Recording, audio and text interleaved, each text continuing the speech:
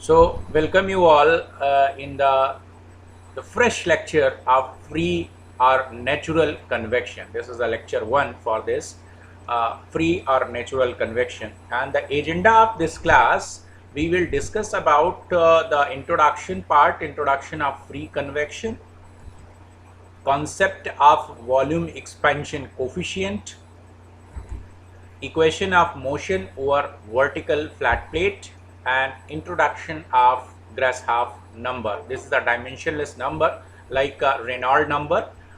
In forced convection, Reynolds number plays a very important role, and similarly in free convection, Grashof number plays a very important role.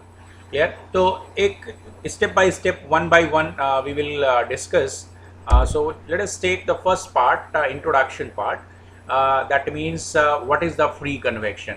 Starting of convection class, I already discussed this thing, that what is the free convection and what is the forced convection.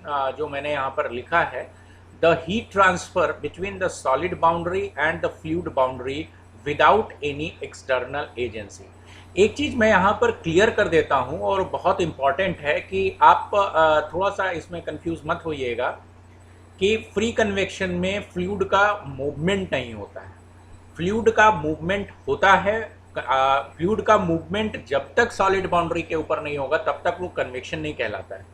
Convection के लिए solid boundary या fluid boundary, इन दोनों में से दोनों का movement होना या किसी एक का मूवमेंट होना मस्ट है। क्लियर? अब वो मूवमेंट जो फ्री कन्वेक्शन क्या कहते हैं, इसका फ्लूइड बाउंड्री का हो रहा है या सॉलिड बाउंड्री का हो रहा है, ये डिपेंड करेगा सिचुएशन वाइज। फोर्स कन्वेक्शन में ये जो मूवमेंट है वो या तो हम पंप के थ्रू कर रहे होते हैं या फैन के थ्रू कर रहे होते हैं, उनको एक्सटर्नल एजेंसी बोलते हैं। लेकिन अगर जो फ्लूइड का मूवमेंट है सॉलिड बाउंड्री के ऊपर, वो आपका कोई भी पंप नहीं लगा हुआ है, कोई भी आपका फैन नहीं लगा हुआ है, फिर भी मूवमेंट होगा due to the density difference. और वो कैसे होगा वो मैं अभी आगे डिस्कस करने वाला हूँ। लेकिन मूवमेंट फ्लूइड का जरूर होगा, ये चीज़ जरूर ध्यान रखिएगा। ये एक बहुत इंपॉर्टेंट क्वेश्चन हो जाता है कि क्या फ्री कन्वेक्शन में फ्लूइड का मूवमेंट नहीं होता है? नहीं, ये गलत स्टेटमेंट है। फ्लूइड का मूवमेंट फ्री कन्वेक्शन में भी होता है और फोर्स कन्वेक्शन में भी होता है, बशर्ते फोर्स कन्वेक्शन में वही मूवमेंट हम एक्सटर्नल एजेंसी से करवाते हैं और फ्लूइड फ्री कन्वेक्शन में यही चीज़ हम नेचुरल मूवमेंट करवाते हैं। अब मैं कुछ एग्जांपल्स ले रहा हूँ, जैसे कि एनीलिंग एंड नॉर्मलाइजिंग प्रोसेस। ये एनीलिंग और नॉर्मलाइजिंग प्रोसेस अगर आपको याद हो, जो हीट ट्रीटमेंट प्रोसेसेस थे, उनमें क्या था कि आपने कोई स्टील का जो पार्ट था वो आपने कंसीडर किया, उसको आपने फर्नेस में हीट किया और फिर उसको आपने रूम टेम्परेचर पर रख दिया। तो रूम टेम्परेचर पर वो ऑटोमेटिकली धीरे धीरे ठंडा होता है। लेकिन अब यहाँ पर अगर हम फैन इंस्टॉल कर देते हैं रेट को फास्ट करने के लिए, तो वही चीज़ फोर्स्ड कन्वेक्शन में आ जाती है। लेकिन अगर हम ये चीज़ नहीं करते तो वो हमारी फ्री कन्वेक्शन में रहती है। सिमिलरली मान लो कि कोई भी आपने एक bucket of hot water consider किया और उसको रूम में रख दिया, फैन नहीं है रूम में, तो वो हॉट वाटर क्या होगा, धीरे धीरे करके, क्योंकि टेम्परेचर डिफरेंस है और टेम्परेचर डिफरेंस की वजह से धीरे धीरे करके उसकी हीट जो है वो ट्रांसफ़र होगी from system to the surrounding, और वो हॉट वाटर सराउंडिंग के टेम्परेचर के बराबर आ जाएगा। इस प्रोसेस में आप देखें कोई एक्सटर्नल एजेंसी नहीं है, फिर भी हीट ट्रांसफ़र हो रही है और फ्लूइड के मूवमेंट की वजह से हो रही है, तो इसको हम लोग फ्री कन्वेक्शन की कैटेगरी में रखेंगे।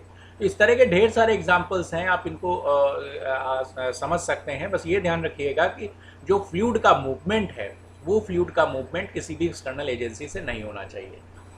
तीसरा पॉइंट है हियर ड्राइविंग फोर्स। ये इंपॉर्टेंट, जैसे जैसे फोर्स कन्वेक्शन में जो ड्राइविंग फोर्स था, वो driving force generally external agency produce करती थी। Here driving force is a density difference between heated and a cool layer of fluid over heated or cool surface. This driving force is a buoyancy force. Clear? आप इसको बहुत आसानी से ऐसे समझ सकते हैं कि सपोज करो कि एक हीटेड प्लेट है, तो अगर उसके ऊपर एयर का मूवमेंट है, से फॉर एग्जांपल मैं फ्लूइड कंसीडर कर रहा हूँ, वो एयर है, एयर का मूवमेंट उसके ऊपर अगर हो रहा है, तो क्या होगा, जो एयर सबसे पास में है, इस चीज़ को आप ऐसे समझिए, जो एयर सबसे पास में सरफेस के पास से जो गुजर रही है उसका टेम्परेचर, और जो सरफेस से दूर है एयर की लेयर उसका टेम्परेचर, इन दोनों के टेम्परेचर में डिफरेंस होगा। temperature is inversely proportional to the density. That means if the temperature difference created, that means density difference is created. तो due to this density difference आपका बुओयनेंसी फोर्स का अगर आपको याद हो, कॉन्सेप्ट याद हो, एक बुओयनेंसी फोर्स में क्या होता है कि सपोज करो एक वुड की आपने एक स्लैब कंसीडर किया और उसको आपने वाटर में डिप किया, तो बुओयनेंसी फोर्स क्या लगता था, याद करिए, density difference between the wood and the water, clear, multiplied by, इसको आप मल्टीप्लाई कर देते थे किससे, वॉल्यूम से, तो ये मास में कन्वर्ट हो जाता था। तो मास में कन्वर्ट हो जाएगा, उसको आप जी से मल्टीप्लाई कर देते थे तो वो वेट में कन्वर्ट हो जाता था और वेट के अगेंस्ट में बुओयनेंसी फोर्स लगता था। याद होगा अगर आप बुओयनेंसी फोर्स का कॉन्सेप्ट। सिमिलर वे में यहाँ पर भी है, अगर आप ये चीज़ देखें कि जो लेयर सबसे पास में रहेगी हीटेड सरफेस के, उसकी डेंसिटी कम होगी एज कंपेयर टू जो लेयर उससे डिस्टेंस पर है, उससे कुछ डिस्टेंस पर है, वो हैवियर होगी। तो हैवियर वाली और ये लोअर वाली, ये दोनों के बीच में डेंसिटी डिफरेंस की वजह से क्या होगा, एक बुओयनेंसी फोर्स होगा। और बुओयनेंसी फोर्स क्या काम करेगा, बुओयनेंसी फोर्स क्या काम करेगा, ये जो लोअर वाली लेयर है उसको ऊपर करेगा और हैवियर लेयर को नीचे करेगा। सिमिलर फैशन में आप देख सकते हैं जो आपका घर का रेफ्रिजरेटर होता है, उस रेफ्रिजरेटर में जो कूलिंग प्रोसेस होता है, cooling process in the sense कि जो चिलर पोर्शन होता है, जिसको आप फ्रीजर बोलते हो, उस फ्रीजर पोर्शन को ही मेनली कूल किया जाता है। तो उससे क्या होता है कि जो बाकी का जो उसका केबिन का वॉल्यूम है, उसमें जो एयर अवेलेबल है वो एयर उस सरफेस को जाके टच करती है, और जैसे ही टच करती, चूंकि वो कूल होता है, इसलिए जैसे ही टच करेगी वो हैवियर हो जाएगी और हैवियर सेक्शन हमेशा नीचे आएगा। तो वो नीचे आएगा तो वो क्या करेगा, वो डिस्प्लेस कर देगा जो हॉटर सेक्शन होगा और हॉटर सेक्शन ऊपर चला जाएगा। तो इस तरह से इसमें सर्कुलेशन होता रहता है। तो ये ड्राइविंग फोर्स होता है। ये एक्चुअली फ्री कन्वेक्शन का कॉन्सेप्ट है। अब देख, इसका आगे मैं भी फोर्स भी डिस्कस करूंगा कि कैसे होता है। नेक्स्ट है the rate of heat transfer is very low, definitely, क्योंकि आपका यहाँ पर ड्राइविंग फोर्स बुओयनेंसी फोर्स है और buoyancy force is directly proportional to the density difference and density difference is directly proportional to the temperature difference, rather say the inversely proportional to the temperature difference. So definitely temperature difference आपके हाथ में नहीं है। तो जब आपके हाथ में temperature difference क्रिएट करना नहीं है तो आप रेट ऑफ हीट ट्रांसफर को इंक्रीज या डिक्रीज तब तक नहीं कर सकते जब तक कि आप उसके जो ड्राइविंग फोर्स को इंक्रीज या डिक्रीज कर पाएं। क्लियर? इसलिए रेट ऑफ हीट ट्रांसफर बहुत कम होता है as compare to the force convection due to the non availability of external agency which influences the rate of heat transfer by increased velocity over the surface. Clear? इस चीज का आपको ध्यान रखना है। अब नेक्स्ट पोर्शन देखिए, और ये काफ़ी इंपॉर्टेंट पोर्शन है। मैं इसमें आपको ये पहले मैं ड्राइविंग फोर्स के बारे में बताता हूँ कि किस तरह से करंट का मूवमेंट होता है। करंट में कहने का मतलब यहाँ पर मेरा ये है कि जो फ्लूइड का मूवमेंट है ओवर द सरफेस वो कैसे होता है। सपोज पहले मैं ये डायग्राम आपको दिखा रहा हूँ, ये डायग्राम अभी मत देखिए, पहले ये डायग्राम देखिए। सपोज करो कि ये एक वर्टिकल प्लेट है। अब यहाँ पर एक क्वेश्चन होता है कि हम यहाँ पर वर्टिकल प्लेट क्यों कंसीडर करते हैं। तो पहले मैं वर्टिकल प्लेट का डिस्कशन आपको बता दूं, उसके बाद मैं आपको बताता हूँ कि मैं हॉरिजॉन्टल प्लेट्स क्यों नहीं कंसीडर कर रहा हूँ, वर्टिकल प्लेट क्यों कंसीडर कर रहा हूँ। पहले मैं वर्टिकल प्लेट के बारे में बात करता हूँ। ये वर्टिकल प्लेट है जिसका यूनिफॉर्म टेम्परेचर है Ts, पूरा यूनिफॉर्म टेम्परेचर है, और ये हीटेड सरफेस है। इसको मैंने इस तरह से इसलिए दिखाया क्योंकि इस डायरेक्शन में कोई भी हीट फ्लो नहीं है, इस डायरेक्शन में कोई भी हीट फ्लो नहीं कंसीडर कर रहा है, इसलिए इसको हमने वन डायमेंशनल हीट फ्लो लिया। अब देखिए, ये एक हीटेड प्लेट थी, वर्टिकल प्लेट थी, और ये एयर के कांटेक्ट में आती है। तो चलिए हम यहाँ से शुरू करते हैं, ये हमारा ऑब्जर्वेशन पॉइंट है। तो अगर आप देखो जो लेयर इस सरफेस को टच कर रही होगी, क्या होगा, उसकी डेंसिटी मान लो कि रो ए है। क्लियर? और यहाँ पर जो डेंसिटी है वो रो बी है। क्लियर? ये बात समझ में आई? रो बी, ये टेम्परेचर आप देख रहे हैं जो फ्री स्ट्रिंग का टेम्परेचर है TF है, और यहाँ पर ये रो ए है।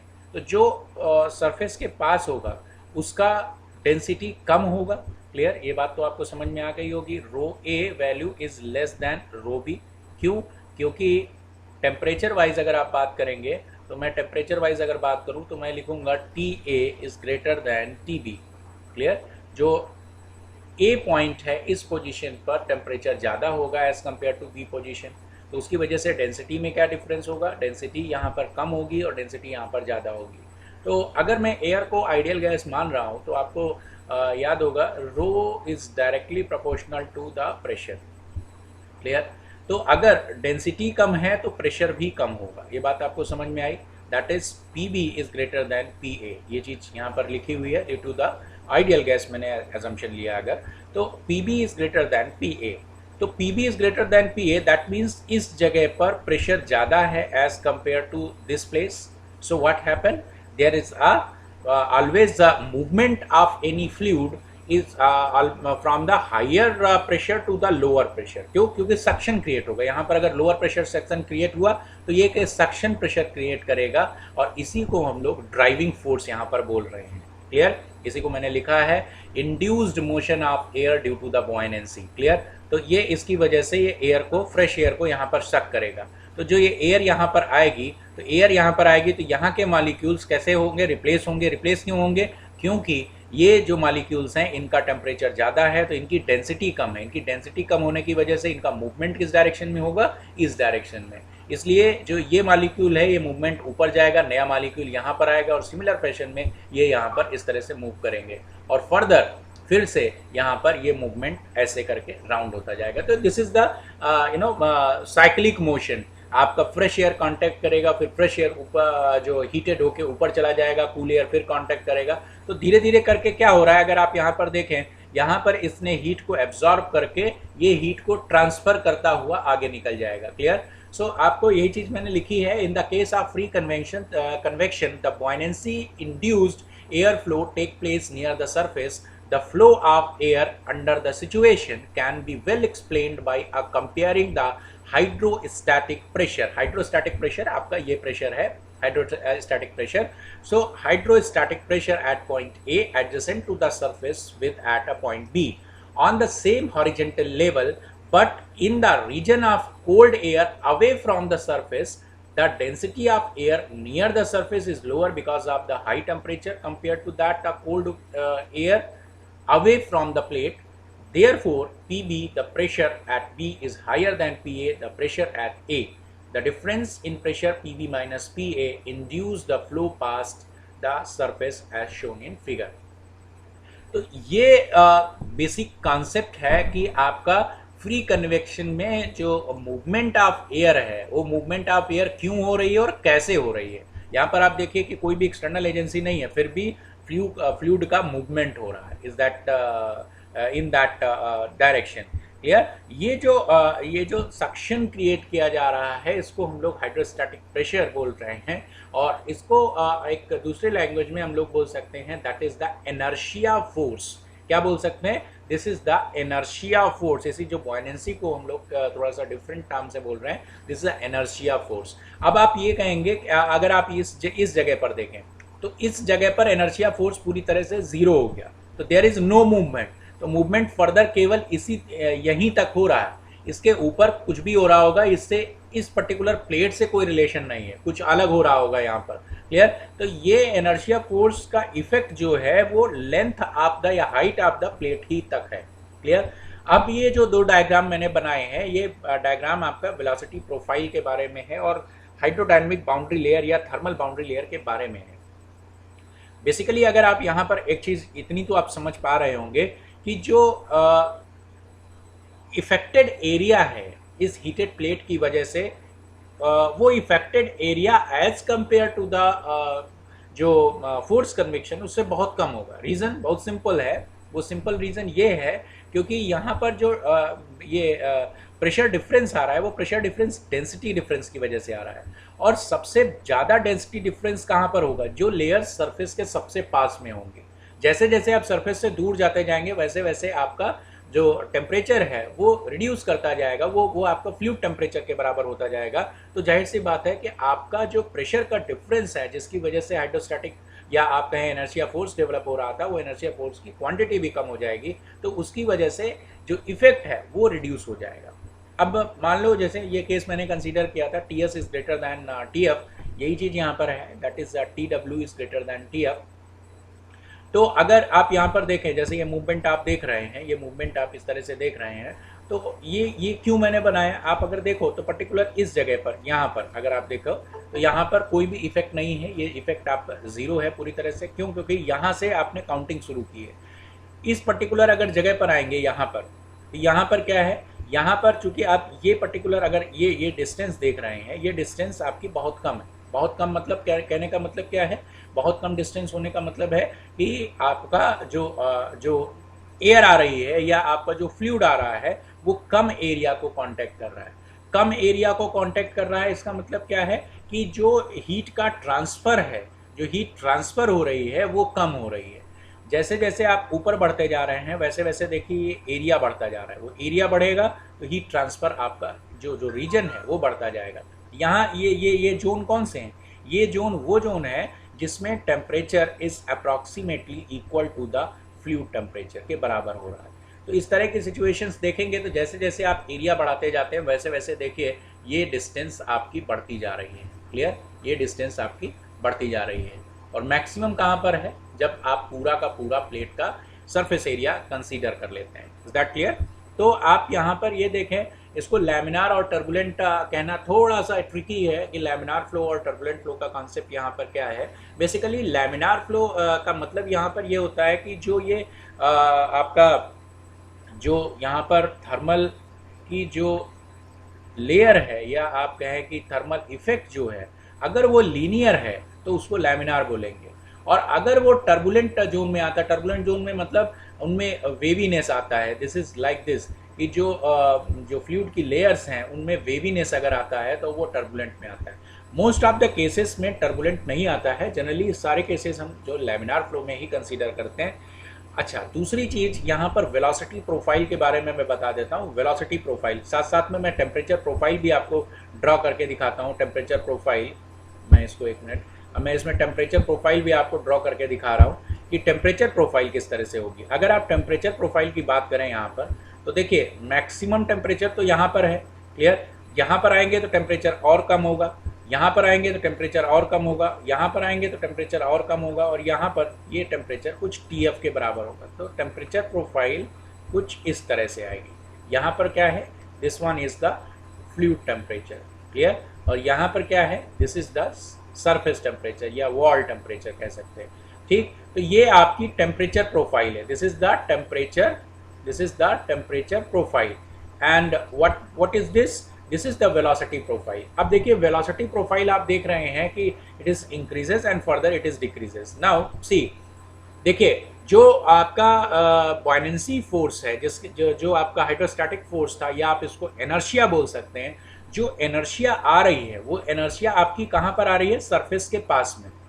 जितना आप सरफेस से दूर जाते जाते हैं वैसे वैसे एनर्शिया रिड्यूस होती जाती है। एनर्शिया रिड्यूस होने का मतलब क्या है? दैट इज जो inertia is equal to the mass, momentum कह सकते हैं। जो मोमेंटम आ रहा है, momentum is equal to mass flow rate multiplied by the velocity. तो if momentum is reduces directly proportional, या तो मास फ्लो रेट रिड्यूस हो रहा है या तो वेलोसिटी रिड्यूस हो रही है। तो मास फ्लो रेट में तो फर्दर कोई चेंज नहीं है, लेकिन वेलोसिटी में चेंज आ रहा है। क्लियर? तो अगर आप देखें तो आपका इनिशियल जहाँ से जीरो से स्टार्ट हुआ, धीरे धीरे करके कंटिन्यूसली ये बढ़ रहा है और एक जगह पर मैक्सिमम पहुंचता है। ये कोई भी जगह हो सकती है, कोई भी डिस्टेंस हो सकती है, लेकिन उसके बाद ये वैल्यू धीरे धीरे करके रिड्यूस करके आप देखिए कि ये जीरो पर आ रही है। तो रिड्यूस क्यों कर रहा है? रिड्यूस इसलिए कर रहा है क्योंकि इस जोन के बाद अगर आप देखें कि इसका टेम्परेचर जो है वो टेम्परेचर का इफेक्ट इस जोन के टेम्परेचर के इफेक्ट से काफ़ी कम है। दैट मीन्स कि आप सरफेस से दूर की डायरेक्शन में जा रहे हैं तो इसका टेम्परेचर धीरे धीरे करके फ्लूइड के टेम्परेचर के बराबर हो जाएगा। और जहाँ पर मान लिया इस जगह पर क्या हो रहा है, इस जगह पर जो फ्लूइड की लेयर्स थी उनका temperature is equivalent to the fluid temperature. अगर ये फ्लूइड टेम्परेचर के बराबर हो जाता है तो इसका मतलब क्या हो जाएगा? इसका मतलब ये हो जाएगा कि इसकी जो डेंसिटी है यहाँ पर, वो density rho is equal to rho F हो जाएगी। Rho is equal to rho F हो जाएगी। तो अभी तक आप जो डिफरेंस क्रिएट कर रहे थे, डिफरेंस ले रहे थे, वो लेयर्स के बीच में ले रहे थे। यानी यहाँ पर जो डिफरेंस था, से फॉर एग्जांपल यहाँ पर डिफरेंस था वो रो ए है, या मैं कोई भी 1 पॉइंट दे देता हूँ, ये रो 1 था। और यहाँ पर क्या डिफरेंस था? यहाँ पर ये डिफरेंस था रो F.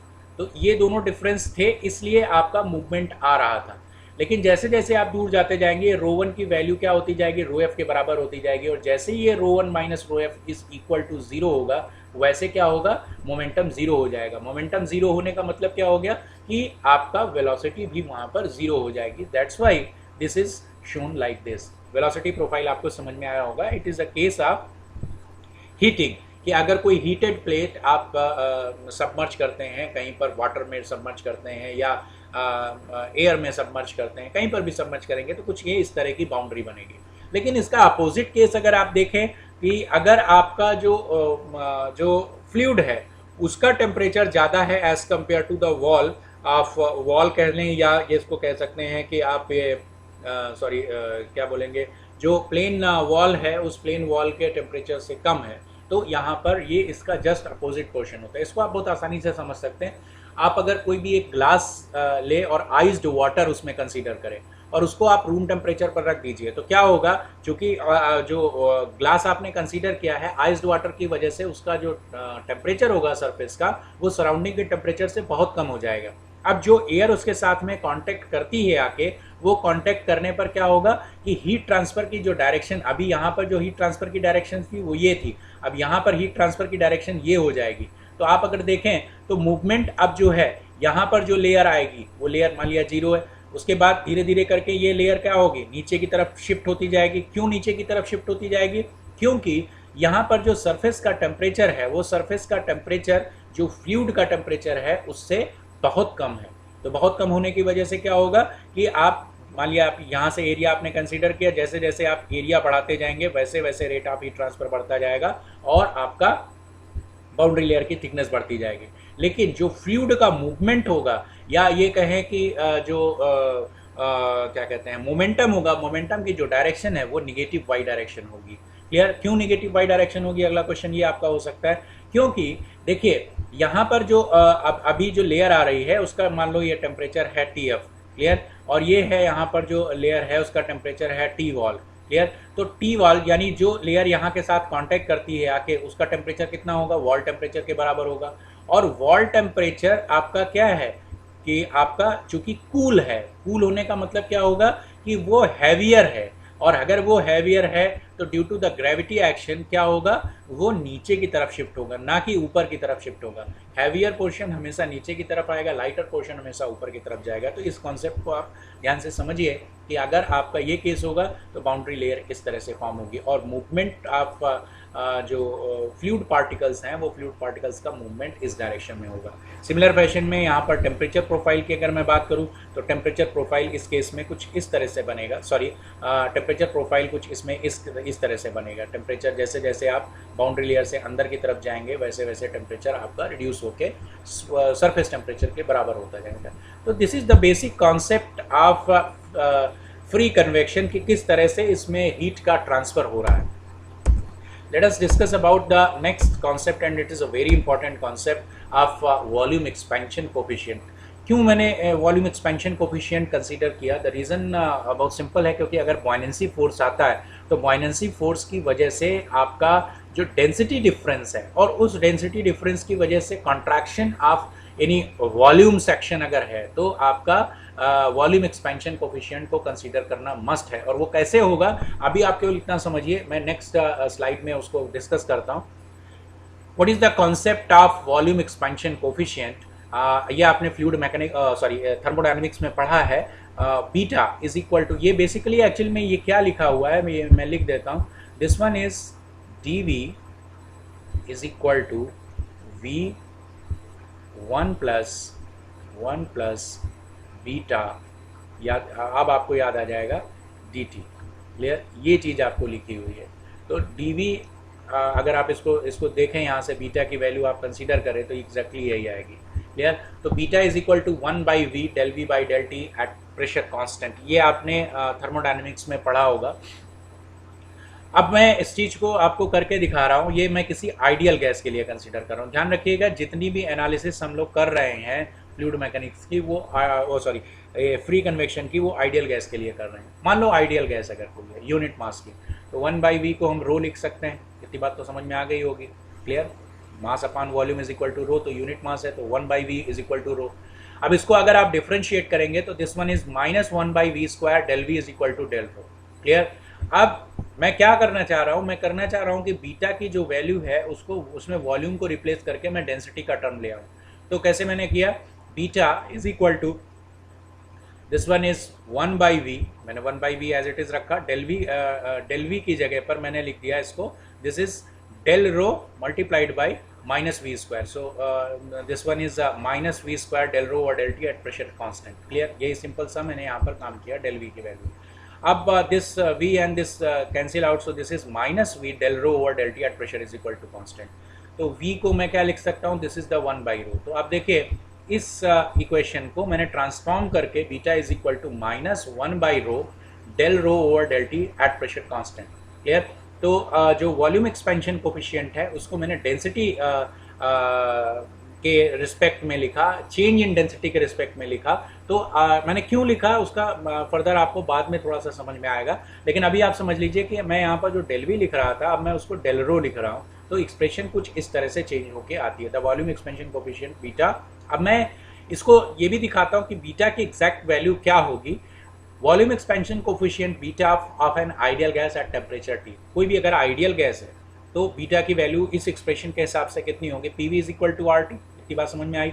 Eight constant pressure v is equal to R by P into T. तो R by P, R is a constant and p is a constant, so v is equal to constant into T. Clear? इतनी बात समझ में आ गई. Okay. तो अब मैं क्या कर रहा हूँ कि beta is equal to 1 by constant T and del V by del T. ये जो यहाँ पर है इसकी वैल्यू मैंने यहाँ पर पुट की. तो this is 1 by constant T del V over del T. Clear?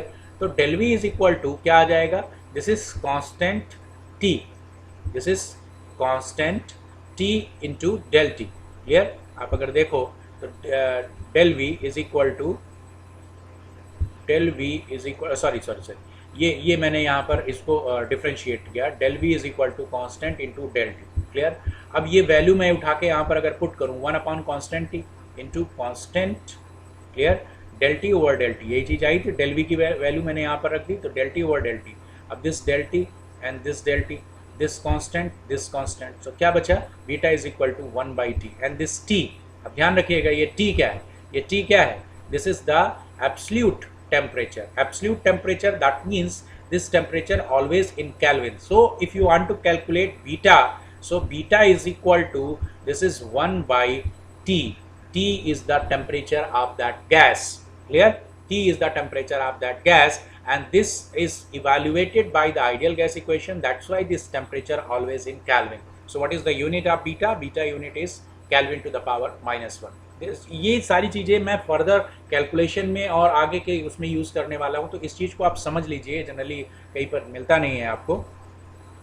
तो चलिए मैं नेक्स्ट डिस्कस करता हूँ आपके साथ equation of motion. This is the important derivation. What is the equation of motion over the vertical flat plate. Vertical flat, हाँ एक चीज़ और मैं इसके पहले डिस्कस करना चाहता हूँ, वो ये कि मैंने आपसे कहा था कि क्यों मैं यहाँ पर वर्टिकल कंसीडर कर रहा हूँ, हॉरिजेंटल कंसीडर नहीं कर रहा हूँ. रीज़न क्या है कि सपोज करो ये एक हॉरिजेंटल प्लेट है, क्लियर, और इसके ऊपर मान लो एक ये कोई दूसरी हॉरिजेंटल प्लेट है, और इसका जो टेम्परेचर है वो Ts टेम्परेचर है, और जो यहाँ पर फ्लूइड फ्लो हो रहा है उसका टेम्परेचर Tf है. क्लियर? ये Tf है. हमने ये मान लिया this is Ts is greater than Tf. Clear? Ts is greater than Tf. ये मान लिया हीटिंग का केस है. तो हीटिंग का केस है तो उससे क्या होगा, हीटिंग का केस होने की वजह से क्या होगा कि आपका जो फ्लूइड का जो यहाँ पर लेयर आ रही है, ये जो लेयर्स हैं, ये जो लेयर्स हैं इसके ऊपर, ये लेयर्स में टेम्परेचर डिफरेंस होगा, जिसकी वजह से डेंसिटी डिफरेंस होगा. डेंसिटी डिफरेंस की वजह से क्या होगा कि ये मूवमेंट इसका इस डायरेक्शन में होगा. क्लियर? इसका मूवमेंट इस डायरेक्शन में होगा. अब यहाँ पर एक इम्पॉर्टेंट कॉन्सेप्ट ये आता है, चूँकि आपने हॉरिजेंटल पोजीशन कंसीडर की है. अब उस हॉरिजेंटल पोर्शन में अगर आप देखेंगे कि हॉरिजेंटल पोर्शन में ये चीज़ कंसीडर करते ही एक चीज़ यहाँ पर एक इसके जो वेलोसिटी को रिड्यूस करने की कोशिश करेगा, वो रिड्यूस करने की कोशिश ये करेगा कि हर एक पोजीशन पर, यहाँ पर हर एक पोजीशन पर आप देखें कि ग्रेविटी का एक्शन अप्लाई हो रहा है. क्लियर? ग्रेविटेशनल फोर्स इसमें अप्लाई हो रहा है. तो ग्रेविटेशनल फोर्स अप्लीकेशन की वजह से प्रॉब्लम क्या होगी, आप कहेंगे कि सर ग्रेविटेशनल फोर्स तो यहाँ पर भी अप्लाई हो रहा है, बट यहाँ पर टेम्परेचर डिफरेंस देखिए, मैंने इस प्लेस में और इस प्लेस में temperature difference, pressure difference create किया, तो इतना मोमेंटम मिल जाता है कि वो ग्रेविटेशनल फोर्स को नगलीफाई कर दे. लेकिन यहाँ पर जो प्रेशर डिफरेंस है, वो प्रेशर डिफरेंस इस डायरेक्शन में और इस डायरेक्शन में, यानी ये डायरेक्शन अगर आप देखेंगे तो ये ग्रेविटी की डायरेक्शन, यहाँ पर ये देखिए ये पोजीशंस थी हॉरिजेंटल की, क्लियर। तो यहाँ पर इस पोजीशन पर भी अगर आप देखेंगे तो इन दोनों जगह पर, यहाँ पर तो देखिए सेम ग्रेविटेशनल फोर्स लग रहा है क्योंकि दोनों सेम डेटम पॉइंट पर हैं, लेकिन अगर यहाँ पर आप कंसीडर करेंगे तो इसका डेटम पॉइंट और इसका डेटम पॉइंट अलग अलग है। तो यहाँ पर जो इफेक्ट ऑफ ग्रेविटी है उसकी वजह से जो मूवमेंट है वो मूवमेंट में भी पॉसिबल कि ना हो, या अगर हो रहा है तो वो as compare to vertical position बहुत कम होता है। इसलिए यहाँ पर जो जनरली हॉरिजेंटल के केस में जब आप कंसीडर करते हैं तो हॉरिजेंटल के केस में फ्री कन्वेक्शन बहुत कम होता है एज कंपेयर टू द, या होता है तो उसमें कंडक्शन इफेक्ट ज़्यादा होता है। क्यों? क्योंकि वेलोसिटी वेरी नेग्लिजिबल क्वांटिटी होती है और जो मूवमेंट है हीट का, वो हीट का movement due to the free electron of fluid particles के बीच में जो फ्री इलेक्ट्रॉन्स का मूवमेंट है इसलिए हो पाता है। Is that clear? Okay, so let us discuss about the third slide of equation of motion over the vertical flat plate। इसलिए हम लोग हर जगह पर यहाँ पर vertical consider कर रहे हैं क्योंकि इफेक्ट उसका vertical का क्लियर यहाँ पर दिख रहा है। ये देखिए मैंने टेम्परेचर प्रोफाइल और वेलोसिटी प्रोफाइल बनाई है। मैंने सिंपल यहाँ पर लिखा है consider a hot flat plate in vertical direction which is immersed in a क्वेश्चंट fluid body. कोई भी फ्लूइड बॉडी थी उसमें हमने इसको इमर्स किया। For the steady we assume that it's a steady and laminar flow. इसको हमने अज्यूम किया हुआ है कि स्टडी स्टेट है और लैमिनार फ्लो यहाँ पर है। ये देखिए steady state and laminar flow over the surface and the properties of the fluid are uniform at film temperature. Film temperature का सेम कॉन्सेप्ट है जो ओवर द सरफेस का था, फिल्म टेम्परेचर भी यहाँ पर उतना ही है, that is the surface temperature plus fluid temperature divided by 2। This is average temperature. ये जैसे यहाँ पर आपको दिख रहा है तो ये एक एवरेज टेम्परेचर हमने यहाँ पर कंसीडर किया, इसी को हम लोग फिल्म टेम्परेचर बोल रहे हैं। This is T film, clear, जिस पर आप प्रॉपर्टी कैलकुलेट करेंगे और इसी पर आप बीटा भी कैलकुलेट करते हैं।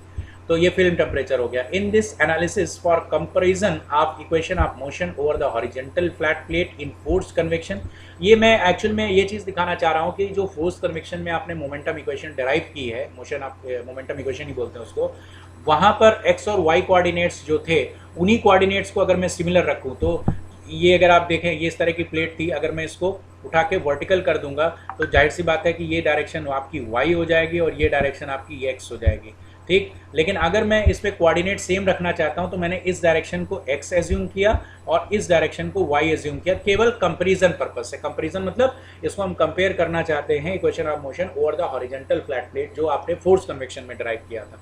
तो मैंने वर्टिकल डायरेक्शन x रखी है और हॉरिजॉन्टल डायरेक्शन y रखी है, इस चीज़ को ध्यान रखिएगा आप। Here boundary layer curve is created by a locus of points where the drag force is zero। जैसे मैंने पहले डिस्कस किया, drag force is zero means the density difference is zero or fluid layers at thermal equilibrium condition। ये चीज मैं discuss कर चुका हूँ। The velocity of the surface is zero due to no slip condition and again it's zero when fluid layer at a thermal equilibrium। The velocity is higher at the surface due to the reason that the density difference is high near to the surface and decreases beyond the surface। The boundary layer thickness increases because surface area because the surface area beyond the surface thickness increases because the surface area increases and the drag force increases। Here gravity act in minus x direction and buoyancy force act in x direction। Let us assume the density of the control volume is rho which is the incompressible fluid हम consider कर रहे हैं, और ये element जो हमने consider किया है इस डायरेक्शन में dx, ये डायरेक्शन dy, और जो z डायरेक्शन है, z direction is considered as the unit, so this one is unit width plate। now consider the differential element। जो डिफरेंशियल एलिमेंट कंसीडर किया है, ये डिफरेंशियल एलिमेंट इसी को मैंने यहाँ पर बड़ा करके आपको दिखा दिया कि this is the differential element, और इसके ऊपर फोर्सेस कौन कौन से लग रहे हैं ये मैं बता देता हूँ। ये फोर्सेस कौन कौन से हैं, एक तो due to the fluid viscosity की वजह से शियर स्ट्रेस लगेगा। तो चूंकि अगर आप यहाँ पर देख रहे हैं कि मूवमेंट किस डायरेक्शन में है, इस डायरेक्शन में है, this is the direction of movement, तो डायरेक्शन ऑफ मूवमेंट अगर इस डायरेक्शन में है तो आपका जो शियर स्ट्रेस है, मैं थोड़ा सा यहाँ पर डायरेक्शन गलत कर गया हूँ, सॉरी, डायरेक्शन जो है वो कुछ ऐसी होगी। चूँकि अगर आप यहाँ पर देखें तो मूवमेंट इस डायरेक्शन में है तो शियर स्ट्रेस आपका इस डायरेक्शन में अप्लाई होगा, और इसका चेंज जो होगा वो इस डायरेक्शन में कंसीडर किया जाएगा, ये चीज़ ध्यान रखिएगा। क्लियर। और प्रेशर फोर्स आपका चूंकि डायरेक्शन ये है तो प्रेशर फोर्स की डायरेक्शन ये हो जाएगी, और इसका जो अपोजिट फोर्स लग रहा है वो अपोजिट फोर्स ये लग रहा है, this a P X and this a P X plus D X. और चूंकि इसमें वॉल्यूम है, वॉल्यूम मतलब D X D Y into 1 है, और ग्रेविटी के अगेंस्ट में जा रहा है तो इसका एम जी फोर्स, तो डेंसिटी ऑफ दिस, इसकी जो डेंसिटी है इस जो अपने एलिमेंट बनाया है इस एलिमेंट की डेंसिटी जो है वो रो है। इसको अगर हम वॉल्यूम ऑफ एलिमेंट्स मल्टीप्लाई कर दें तो ये मास हो जाएगा and it is multiplied by G. Clear. तो ये इसके फोर्स का ये जो मैंने कंसीडर किया था एलिमेंट, इस एलिमेंट का एफ बी डी है, फोर्स बॉडी डायग्राम है इसका। क्लियर। अब फर्दर इस फोर्स बॉडी डायग्राम को एट अ स्टडी स्टेट अगर मैं इसको सॉल्व करूं तो मैं अगर न्यूटन का सेकेंड लॉ अप्लाई करता हूं, न्यूटन सेकेंड लॉ, तो मैं लिखूंगा force in X direction F X is equal to M X into A X. Clear. And U velocity is a function of, मैं क्या लिखूंगा, velocity is a function of X and Y. ठीक, जैसे मैंने आपको याद होगा पहले भी किया। तो D U is equal to del U over del X D X plus del U over del Y D Y divided by D T से मैं अगर कर दूँ तो D U by D T is equal to acceleration होता है। ये चीज़ मैं पहले कर चुका हूँ इसलिए मैंने कोई तरीका नहीं चेंज किया, मैं वैसे ही कर रहा हूँ जैसे मैंने पहले किया। तो D U by D T is acceleration, तो del U by del X को हम यू लिख सकते हैं, del U by del Y को हम वी लिख सकते हैं। This is a V component and this one is the U component. Clear. तो this is U del U over del X plus V del U over del Y.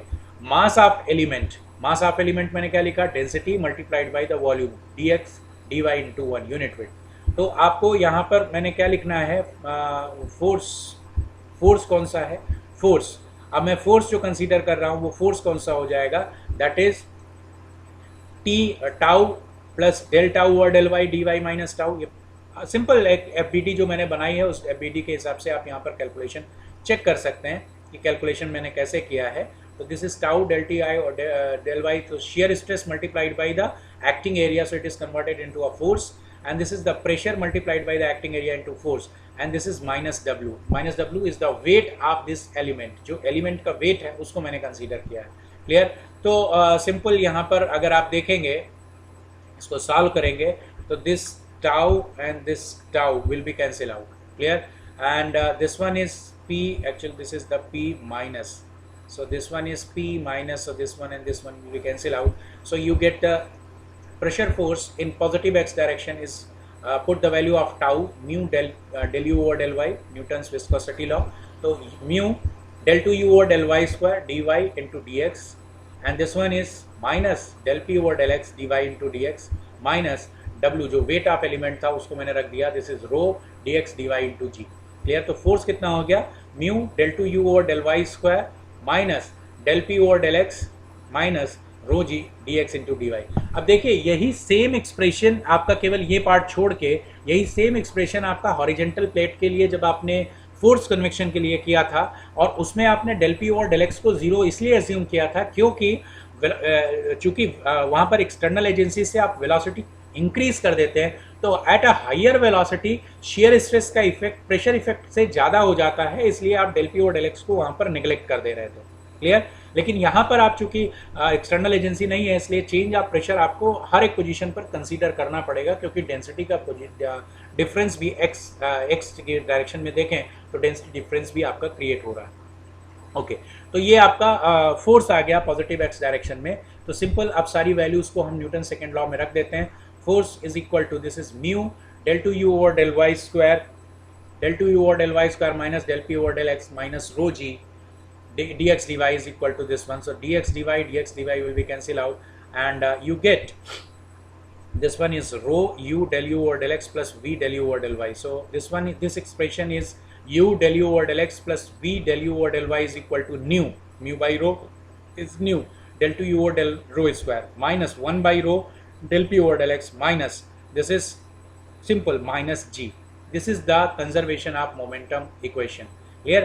तो आप अगर recall करें जो आपने पहले पढ़ा है उसमें केवल ये पोर्शन, इतना पोर्शन आपका नहीं आता था, रादर ये वाला पोर्शन आपने नेग्लेक्ट किया हुआ इसलिए नहीं आता था, लेकिन ये वाला पोर्शन इसमें एडिशनल ऐड हुआ है due to the free convection and effect of gravity due to the vertical position. So अब इसको अगर मैं सॉल्व करूँगा तो ये सोल्यूशन इसका कुछ इस तरह से आएगा। देखिए what is the solution of this equation. जो इक्वेशन मैंने अभी तक लिखी थी उसी इक्वेशन को मैं फर्दर लिख रहा हूँ।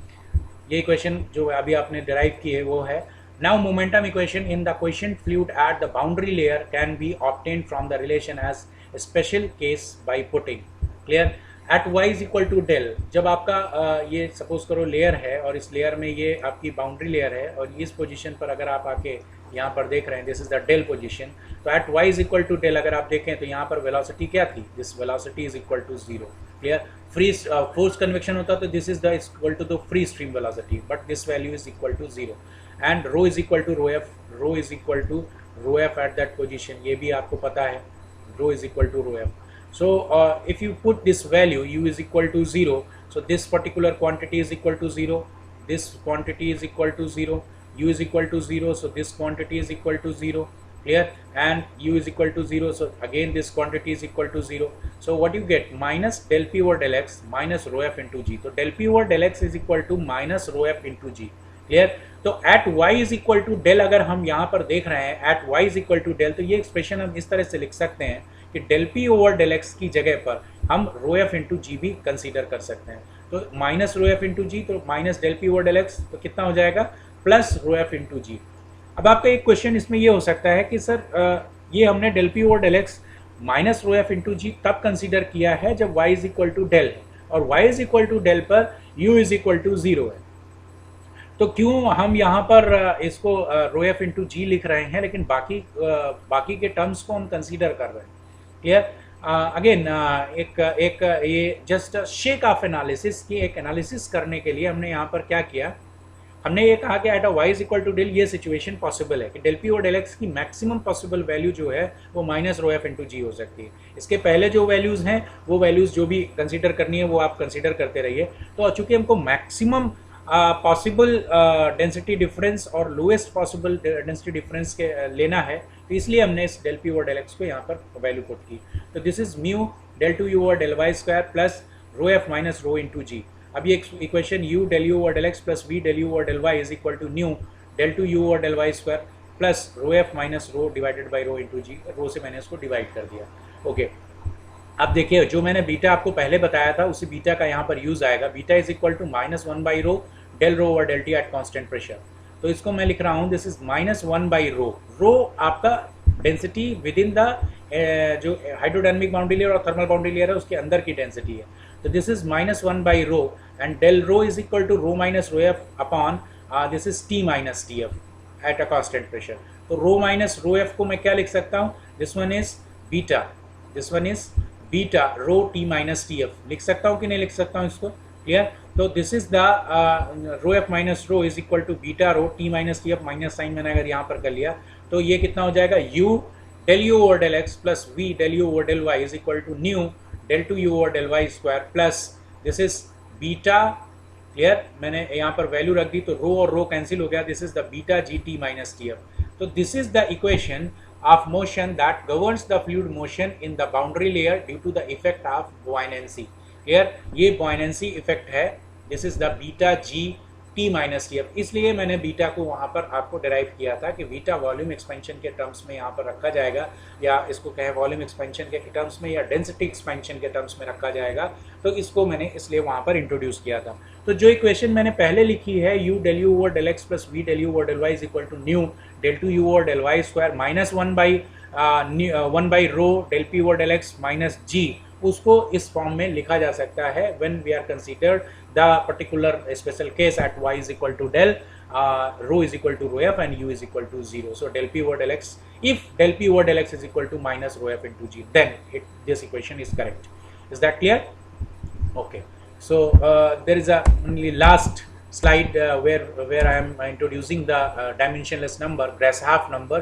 What is the Grashof number? The Grashof number is the ratio of the buoyancy force to the viscous force acting on the fluid. ध्यान रखिएगा, buoyancy force to the viscous force acting on the fluid, clear। तो g beta t minus T F मैंने किया था divided by आपने buoyancy force कर दिया, तो this is the nu square L C cube. इसका डेरिवेशन इंपॉर्टेंट नहीं है, अगर आपको चाहिए तो मैं आपको भेज दूंगा, but this is the Grashof number, this is g beta ts minus tf LC cube upon nu square. अब इसके टर्म्स समझ लेते हैं। g gravitational acceleration, beta coefficient of volume expansion. ध्यान रखिएगा इसकी यूनिट 1 बाई केल्विन है, सरफेस टेम्परेचर है और फ्लूइड टेम्परेचर है। LC क्या है? LC वो इफेक्टिव लेंथ है जहां तक आप effect of free convection consider कर रहे हैं। LC में be the height of the fluid जो सरफेस है वो कंसीडर, जहाँ तक आप कंसीडर करेंगे, जहाँ तक उसका इफेक्ट है फ्री कन्वेक्शन का, वहाँ तक की डिस्टेंस है LC। And nu is the dynamic viscosity.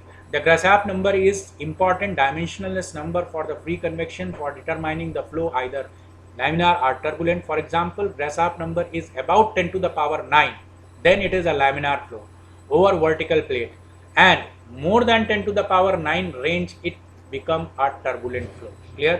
So this is all about this lecture, and definitely this is the introduction lecture of the free convection. I hope you understand about this natural convection concept, and definitely we will meet in this next lecture. Okay, thank you so much.